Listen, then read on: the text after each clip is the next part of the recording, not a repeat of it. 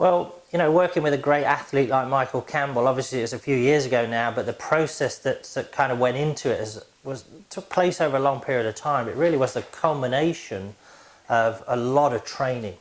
You know, prior to Michael winning the US Open, you know, he'd kind of slid off the map to some extent at various times in his career. He was a little bit volatile mentally. And so I created some quite robust plans, some quite robust training methods that really kind of saw him improve and keep improving and keep improving. You know, his world ranking went from 380 in the world to number 11 in the world. Obviously, you know, it's not a smooth journey. It goes up and down for every player. But, you know, he's a talented guy. He's won 14 times around the world before the US Open. Is something that's often overlooked. So he's a proven winner. He understands how to win. I helped him kind of develop strategies to win. When I first met him, he had a very, very poor short game, and I gave him what I call a tour quality short game. So, you know, he turned around to me at the 2003 PGA, for example, had an incredibly difficult shot over a bunker, little chip kind of semi-pitch shot, and he turned around to me and he said, "How do you want me to play this? I can play this in 7 ways." And at that point I thought, geez, my job's done, because if I'd have asked him the same question 5 years before, then there's no way he would have been able to do it. So a lot of the training methods that I've learned from teaching players like Michael Campbell, Alex Checker, all those players that have kind of been in my past, I've brought forth and brought with me to the new generation of players. That's one of the things that excites me about being at IJGA and about working with younger players, is I can bring that vast experience, that trial and error, if you like, working with the best in the world in the hottest cauldron in golf. You know, there is no tougher arena than trying to win something like the US Open. You need an absolute bulletproof game, a bulletproof mentality to be able to win a tournament like that, and to be able to win on any tour. And I've been fortunate to coach players who've won on 6 tours around the world. So as a result of all that stuff I've done and all the things I've done with different players on different courses in different countries, you know, I take a lot of those training methods with me, a lot of the lessons learned with me, and really I've figured out over a long period of time, actually in the trenches, what works and what doesn't work. So to give that to a kid of 11, 12, 13, 14, 15 years old is an incredibly amazing hand up. It's like you're moving people forward 20 years in some instances. You know, it would take you 20 years to learn some of the things we know at IJGA. There's some proprietary short game things we do. There's some proprietary course management things we do. I have worked on swings for over 24 years now at the highest level, so I understand how to improve a swing very quickly, very simply. We understand how to morph science and technology together so we don't get too technical. And I also understand, I think one of the biggest lessons is the fact that, you know, golf is an artistic game. I think it's really overlooked in modern coaching that golf is really about TrackMan numbers. It's about, you know, just hitting balls off a level lie. It's not. It's about blending those numbers, understanding how your swing works mechanically and technically, and blending that with art. At the end of the day, golf's a problem-solving game. It happens in an ever-changing environment. Your practice has to reflect that.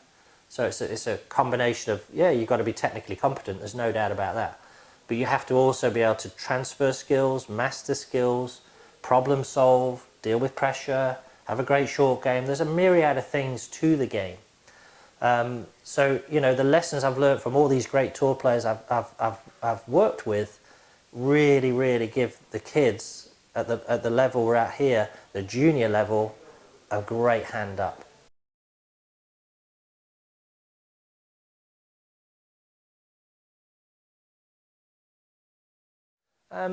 Well, you know, golf has changed over a period of time, there's no question. You know, when I first started out, it was wooden clubs and Balata balls, and you know, things have evolved. Obviously, we've got better clubs, we've got better golf balls, we've got velocity, and athleticism is involved, and it's very much a power game nowadays. So I think my teaching has evolved as things have come on stream.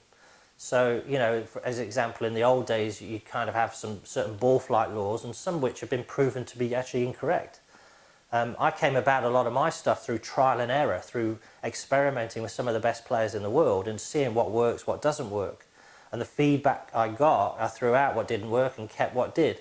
But as things have come on stream, we can use technology to validate what we think. So it becomes less opinion-based.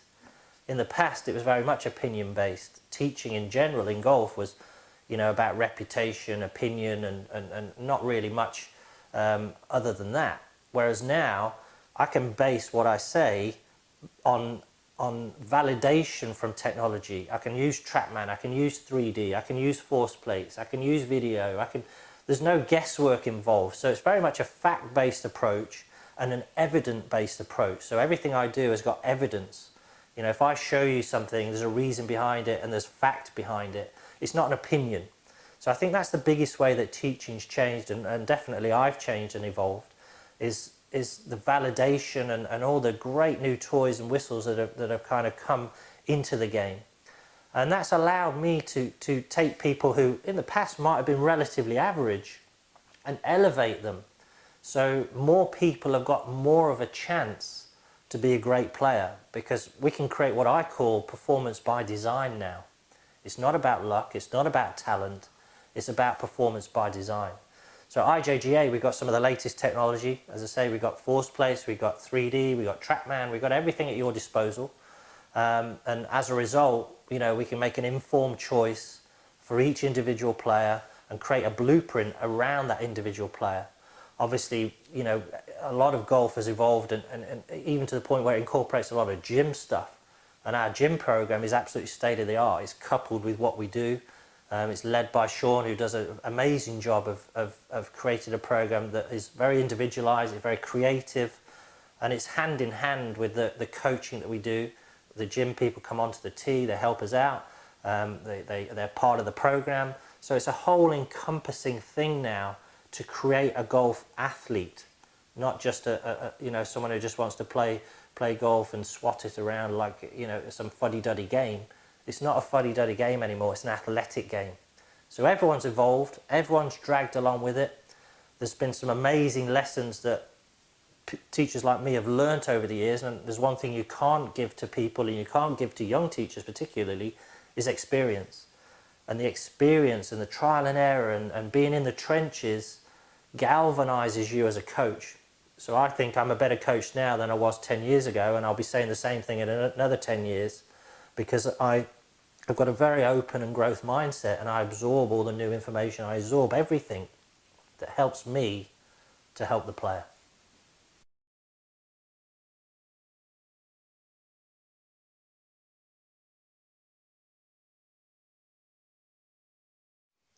Well, technology is amazing. You know, that's the biggest evolution in golf, in my opinion. And what it does is it takes the opinion out of the equation. It allows the coach to make an informed choice based on fact. Everything we do and everything I do and everything we do at IJGA is very fact-based, it's not opinion-based, and it's very evidential. We can show you changes in your TrackMan numbers, changes in your pressure trace, changes in how your swing looks on video, changes in your short game methodology. Every single thing we do, we can actually show you tangibly the improvements. So technology has really leveled the playing field to some extent. You know, it's allowed more people to get better, really, because there's not so much guesswork involved. It doesn't rely on talent. You know, I can take people who in the past were relatively average and elevate them and give them the best possible chance using a lot of this modern technology. But a really good coach and a really good seasoned coach will use the technology to create an informed choice and keep things simple using technology. I think there is a generation of coaches out there that overuse technology and are over-reliant on technology. And there is a line there. I think there's a line between getting too reliant on it, too perfectionist with it, you know, half a degree here and a 1 degree there, and just getting so stressed about those tiny little fractions. At the end of the day, golf's a reaction game. It's played in an environment that changes, so you need to be able to react. So half a degree here and there is not really something to get too stressed about. The big picture needs to get better with technology. But as I say, a seasoned coach and a seasoned teacher will use technology to and blend it with how to play, the art side of the game, know when to use it, when not to use it. There's a time and a place for technology, and it's not constant and it's not all the time. We do it in a periodized way where we have a technical period, And during that technical time, yes, we're using all the bells and whistles we can, because that unearths what's going on in someone's technique and allows us to make an informed choice to improve them. But that doesn't constantly happen. If you stay in technical mode forever, you'll never be a good player. You want to be part technical, part artistic. So you move out of that training mode, you put the technology to one side for a while, and you start to flow, you start to get creative, and you start to use the artistic side of your game. And a modern coach has got to blend those two things together. And that is the key, blending the science and the art together. And you can only do that with experience.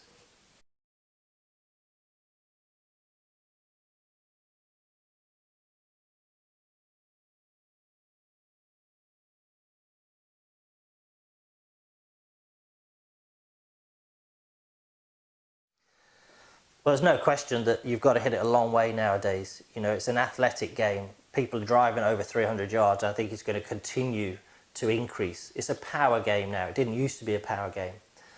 I think one of the most important elements is to get physically screened. At IJGA, we've got a great program where we start off with a TPI physical screening. So you can see where your limitations are, where your strengths are, how your mobility is, how your functionality is. And you want to be a functional athlete. You don't just want to be strong and big and bulky. It's quite a difficult sport to kind of train for golf, because you've got to be strong in certain areas, stable in certain areas, you've got to be flexible in certain areas, you've got to have range of motion in certain areas.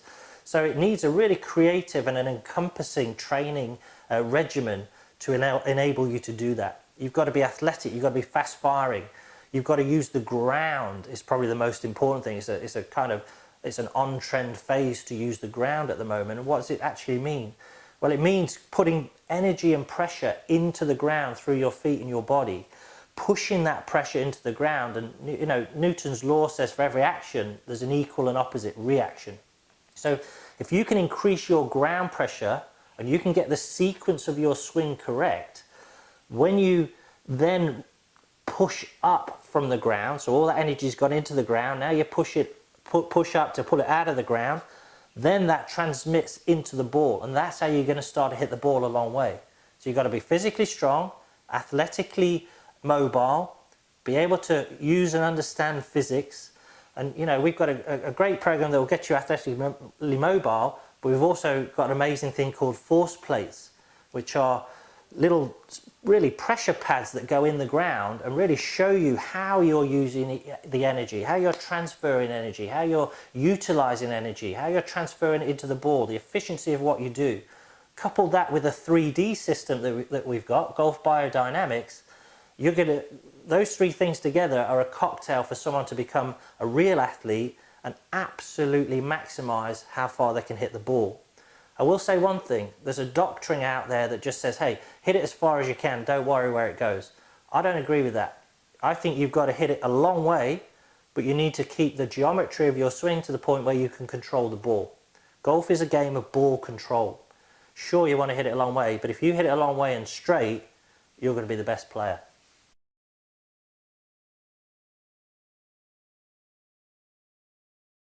Well, pre-shot routines are kind of the bubble really, where you kind of hide in under pressure. We got a really great mental program here at IJGA headed by Skylar Jewell. And you know, pre-shot routines are a little bit personalized, but you know, what you're trying to do is put yourself on automatic. There's a pre-shot routine, which is probably the most important part of the whole thing, in my opinion. It's where you plan the shot, you look at the flag, you kind of take all the factors in that are involved in the shot you're about to execute. Once you've done your pre-shot routine, then you start to go into your pre-shot routine, which should be relatively automized and practiced. We film it, we time it, and really it's just to get you comfortable. It's so that your body can almost go into autopilot. And as I said, you can hide in this little bubble. So when you're under pressure, you know, your pre-shot routine kind of takes over, and you know, you can cruise down the road and still keep it straight, even when your mind's racing and your nerves are jangling and everything's shaking that shouldn't be shaking. You know, your pre-shot routine holds things together. I mean, I remember Nick Faldo saying, you know, during the Ryder Cup one year, he had a putt against Curtis Strange, and he said everything was shaking apart from the putter. When you actually watch it, it doesn't look like that at all. And that's because his pre-shot routine was so well choreographed and so well rehearsed. I think there's a lot of similarities with people's routines, but there's also a little bit of personalisation. You know, do you visualise the ball from behind? Do you visualise it from above?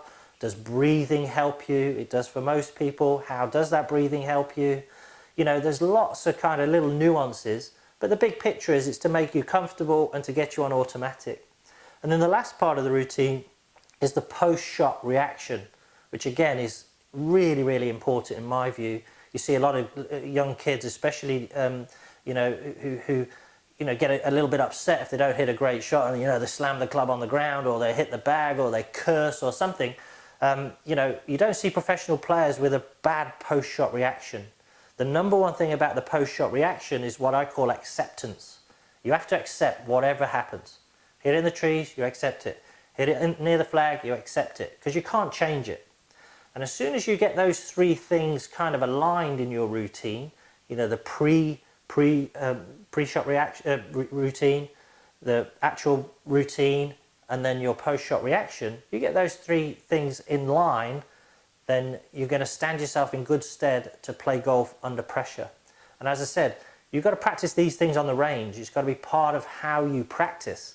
You know, traditionally we block practice and we just hit loads of balls and, yeah, I've got it now, I'll go out and play. Well, what you should do is finish your practice hitting 20 balls with your routine, with different clubs at different targets, for example. Film your routine, see what it looks like. Get someone to film you when you play a tournament, see if it changes. Get someone to film you when you're not playing well and see how your reaction and your post-shot reaction is. See if things have speeded up if you're not playing well. All those things are going to help your pre-shot routine and your post-shot reaction and all the things that go into it. But I tell you, it's a very consistent thing with the best players to get those things right. So I'd work on those just as hard as I'd work on my golf swing.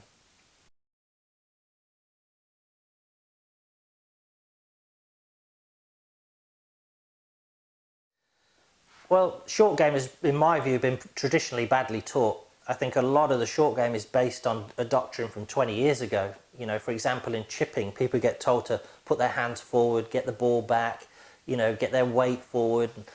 That's very old-fashioned. That's good for like a 20 handicapper, but it's no good if you want to be an elite player. At the elite level, they tuck the pins, the lies are tight and hard and firm, the greens are fast and firm. You have to have what I call a bulletproof strike, number one. And to get that bulletproof strike, we've got some proprietary ways of getting that. You know, you have to stand in a certain way that allows you to allow the club to bottom out in front of the ball rather than behind the ball. You know, once you've got a good technique, then you can start to get artistic. But, you know, what I see all the way across the board is just really old-fashioned methodology, and what I teach in short game particularly kind of flies in the face of that. And when I work with players, they're kind of quite shocked at how much you use your wrist, for example, in chipping. You use your wrist much more than you do than in the conventional method. You know, my players are able to hit the same landing spot with the same club with 9 different spins in a chip, for example. And I learned all these things from being on tour. At the US Open or the Masters, if you marginally mishit the ball, you wouldn't notice it, but you would hear it as a coach. And if you mishit it by 500 RPM, which is just a very slight auditory difference, it's still a good chip, but at somewhere like the Masters or the US Open, because it's so demanding, the spin rate has changed a margin, and that is enough to hit it very close or off the green. There's nowhere to hide at a place like that. So as a result, I understood and learned very quickly, okay, we need a better technique. How does this work? And really got involved in thinking about how you can chip better, how you can chip more consistently, how do you get the impact point in the right place, how do you get creative, how do you increase the spin, how do you land it softer, how do you land it higher with more spin, how do you cut it, how do you draw it. There's loads of artistic ways you can do it, but you have to have a bulletproof strike first. And as I say, the old-fashioned method of, for example, in chipping hands forward and keep your hands forward is absolutely wrong and not the way to do it. You actually release your right hand a little bit, you turn your body a little bit to get the club to bottom out and increase the dynamic loft in a very different way to that. It's just an example. Same with pitching, you know, it's a lot wider than people think. The body and the arms are going more at the same speed. It's a lot shallower than people think.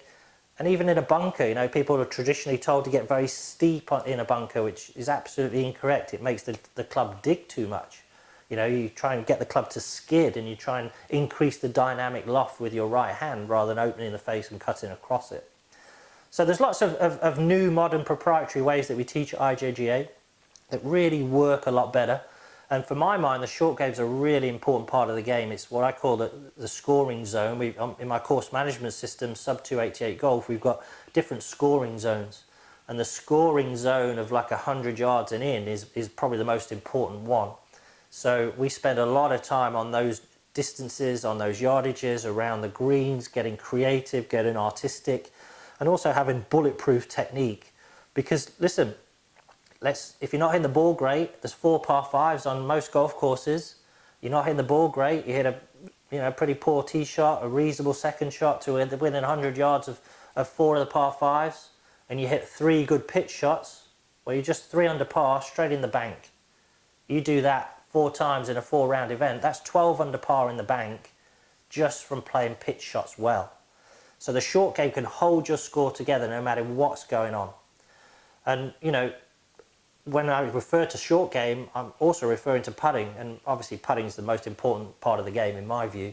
So we spend a lot of time on making sure that people's strokes are correct, the rhythm's correct.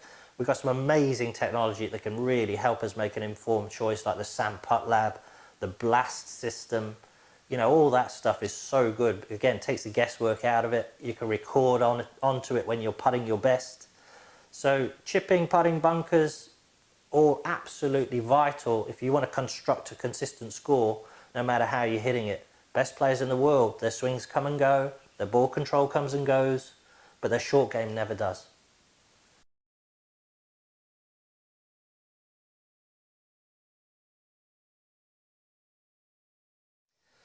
Well, we've got a very robust evaluation process at IJGA. We start off with what we call a benchmarking week, and that really is a week of just seeing how people are, how they work, how they play, how their short game is, how their swing is, how their ball control is.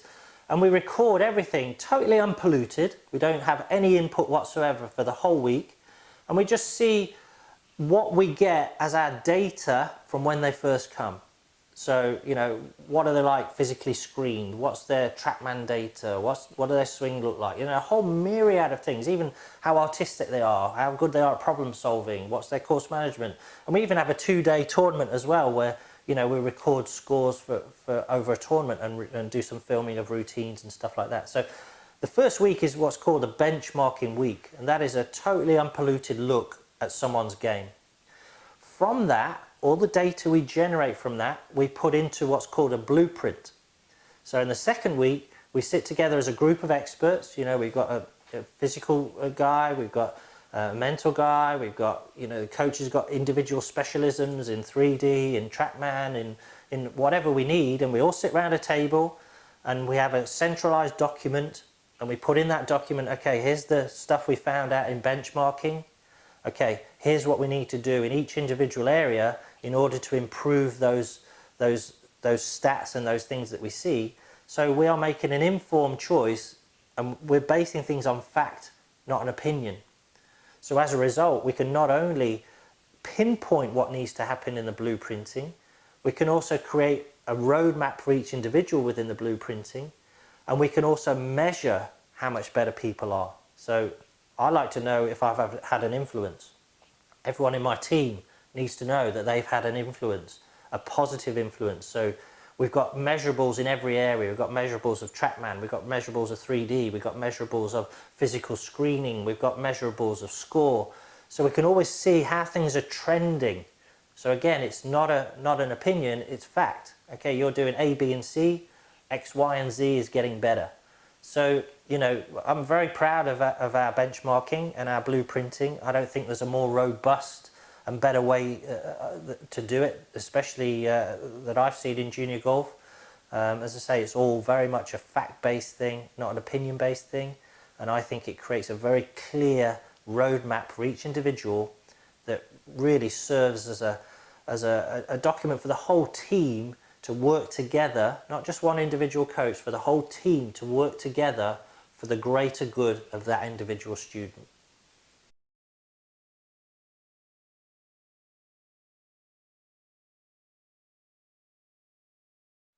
Well, there's so many things involved in golf. I think the traditional way of practicing is very flawed. I think standing there hitting 100 balls on a flat lie and, ball after ball after ball is a very flawed way to do it. It's like you're practicing not the game you're actually going to play. And it kind of creates what I would term a delusion of competence. I can stand over with 100 balls and make any swing kind of work at some stage and think I've got it, and then go out on the golf course and I've got one shot, probably on an uneven lie, to a funky pin with a bit of wind, and it's not going to work. So, I think the traditional way of practicing doesn't work. What we do at IJGA, we first of all start off with creating what I call technical competence. So we'll have a day or a few days or a week of working on technique. So we'll get all our technology out, we'll get all the bells and whistles out, and we'll delve into the facts of what is going on in someone's swing. So we'll look at video, 3D, TrackMan, force plates, whatever it is, physical screening, limitations, etc. From there, then we'll work on technique a little bit in order to gain what I call ball control. If you look at golf, it's all about controlling the ball. It's controlling the ball in chipping, putting, full swing. The better you can control the ball, the easier the game will be. So we don't spend the whole time in technical week or technical phase. You might be over just a couple of days, and okay, then you've got to consolidate. It's not working on your technique is like a painting that never gets finished. But you don't constantly work on that painting. You just work on it, leave it, step back, have a look at it, and then go back and maybe add a few brush strokes at a different time. From moving on from technique, then you've got to be able to create what I call some skill acquisition and some skill mastery, so you can transfer skills. So the next stage of training, which again would be over a few days or a week, depends how you've periodized the session, then you'd start to do some performance games. So you'd start to use your new technique or your new tools in a way that allows you to start to create a training regimen that feels like you're playing the game more. So as an example, instead of hitting 50 balls to the same spot in chipping, you might hit 5 balls to 5 different pins with 5 different clubs. And you might have an outcome, and you might have a constraint, and you might have some pressure against it. And once you then start to transfer and acquire the skills and master those skills through performance games, then you start to transfer those skills into playing. So you move into these different kind of periods. We move from technical to blending, and then you move into competitive. So before an event, in order to try and get yourself to peak, you don't want to go into an event thinking of 15 technical things. You want to go in flowing. You want to go in with a competence and a simplicity and an artistry, really. So the practice should reflect that. So you should be hitting less balls on the range, more with your routine, randomizing your practice, maybe using your routine, maybe competing against someone else, doing a Ryder Cup, doing some sort of challenge games. And then you're starting to gradually transfer the skills you've developed into playing the game. And then when you go out and play, again, you can do performance-related games on the course, some stuff that, let's take the left side out. If you hit the left side of the fairway, for example, it's a +1 shot. You've got to hit it on the right side. When you're hitting into the pin, you have to leave it short of the pin. Stuff that creates a little bit of precision in what you do, that creates a little bit of pressure in what you do, and simulates the pressure you're going to be playing under in a tournament. It's very important in practice. You try and simulate how you're going to play the game. And I think traditionally, golf practice has not really reflected that. I think people have practiced traditionally in a totally different way to how they play the game. And as a result, they haven't got that much better. At IJGA, we spend a bit of time acquiring skills, which is like the traditional way of practicing, let's say. And then we do a lot of performance games, skill transfer, skill mastery work to be able to build the bridge from the range to the golf course. If you build that bridge through how you practice, then you're going to transfer all the work you've done here into some better scores, and that's what the game's all about.